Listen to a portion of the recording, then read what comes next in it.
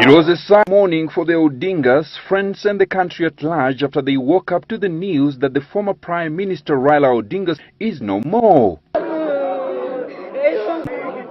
I think now we can confirm to you that Odinga is dead, and this press conference is called purposely to just give you a preliminary overview of what probably happened with regards to his last moment.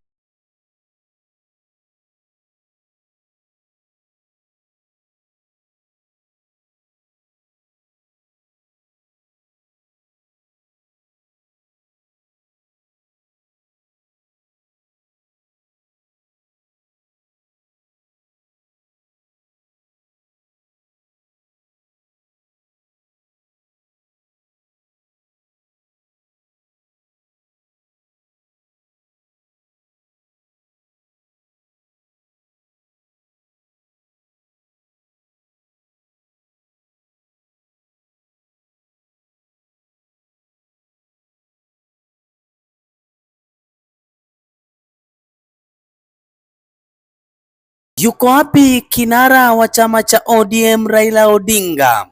Wengi wakidai kwamba kinara huyo ameiaga dunia. Tetesi hizo zimekanushwa vikali na baadhi ya viongozi wa chama hicho cha ODM wakisema kuwa ripoti hizo sio za kweli. Wakishtumu baadhi ya wanablogi, kinara huyo pamoja na viongozi wengine wanasema kuwa hali yake iko sambamba. Hata hivyo, Raila Odinga ameonekana katika hafla hapo jana huku akimkashifu Makaveli kwa kuweza kutoa ripoti zisizo za kweli kwenye mitandao ya kijamii kuhusiana na kifo chake.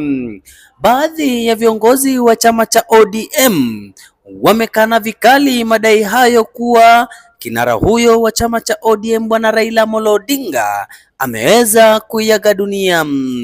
Ripoti ambayo iliweza kutolewa na Mama Ida Odinga alisema kuwa siku 4 zilizoweza kupita Raila Odinga alikuwa na shida ya afya.